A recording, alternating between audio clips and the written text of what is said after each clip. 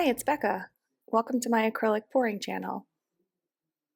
Today's painting is another split composition with bent light that actually ends up looking more like bent water, but hey, it's all about the process, right? um, the top of the painting there that I'm blowing out is a dark bluish charcoal color. It definitely looks like a dark blue on the screen there, but when it dried, it's a little bit more like a charcoal. So I'm just using my blow dryer here to push the paint to the edges to make sure I have an even coat of paint on the base of the canvas. The other color that I'm going to be using at the bottom is Phthalo Green. I do love that color. Keep in mind it dries a lot darker than it looks when it's wet, but it is a really, really nice color.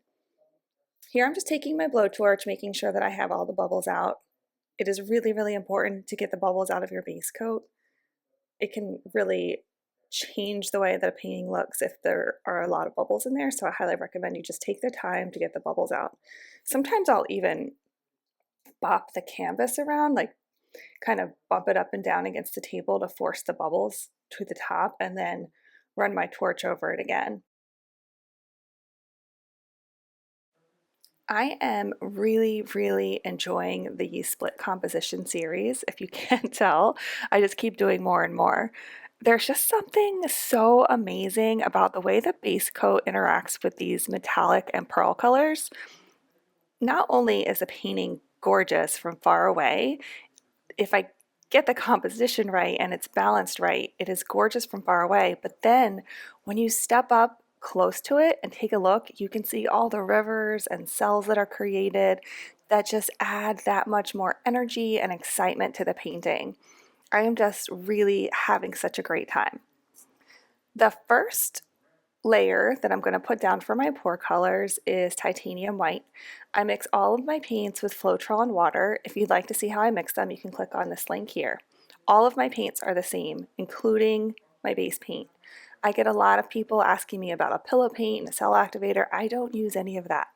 All of my paints are mixed exactly the same with the base and the pour colors. There's no different layers with different mediums or anything in it for my Dutch pours.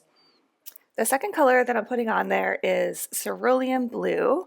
I thought that would really interact nicely with the green and with the charcoal color, just to add a little bit of lightness in there. And then I'm coming on top and adding light aqua green. On my other paintings, I haven't really done this in between color. Well, I haven't done two of them. Some of them I've done one.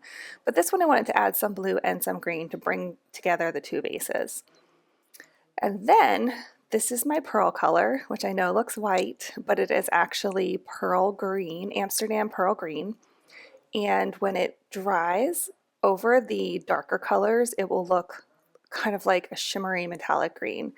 It is really, really nice, and it creates amazing cells, especially when combined with the metallic colors.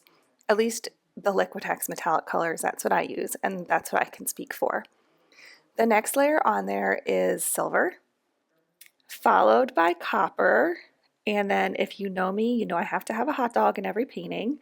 So on top of that will be my mustard layer of Liquitex Gold. After each of my pour colors are laid down, will come the most exciting part where I'm going to blow it out. I take each of the split color and blow it over the pour colors just to start the cell interaction. I also sometimes will come back in, if I have blown my base layer out pretty thin, I will come back in and just add an extra bit of paint on the edges. It is super important that there is enough paint in your base layer for the colors to be able to interact and to flow over, and in some cases under, that base color. So here I'm just blowing the green up over the pour colors a little bit, not too far, and then I'm going to blow the blue in the other direction, and then I'm going to begin blowing out. So to get the twisted look, I am going to start on the green section, and then I am going to blow up toward the blue charcoal section right here. Oh, it's so satisfying every time I watch it. I just love to watch the way that the colors interact. And the transparencies, can you see the transparencies in there? It's so beautiful. I have had somebody comment that I don't hold the blow dryer in the right direction and that I'm kicking up too much of the base layer over the pour colors, but that is actually my intention here. The pulling the base layer up over the other colors is what helps to create some of the cells on the edges. If I'm just blowing over, I will get cells, but not along the edges where I want them to be. I'm not sure if that makes sense. I'm trying to explain this the best I can. But as I'm working on the composition, I'm just pushing the colors around and trying to find a nice balance for this painting. And here I'm like, I don't like the way that looks. And I'm not really getting the twisted look in the middle. Some of my other paintings have celled up really nicely in the middle and it creates that not twisted look. And here I don't have that. So I just have to keep working with it, knowing that I can still work these paints a little bit without them getting too muddy. Metallic paints don't have a tendency to muddy, so you don't have to worry about blowing them too much. But I do have to say that if you blow in this type of style, the quicker you can get to the composition that you like, the more opportunity you're going to have for cell creation. If there are cells there and then you blow over them, they probably won't pop back up. And you will see that here in just a second. See those in the dark charcoal area that's starting to go over the green? There's like 2 big cells and then 2 smaller cells. Right here, I blow over them, and I wish I hadn't done that because those were really pretty there, and they kind of get distorted and they don't come back the way that they were to begin with.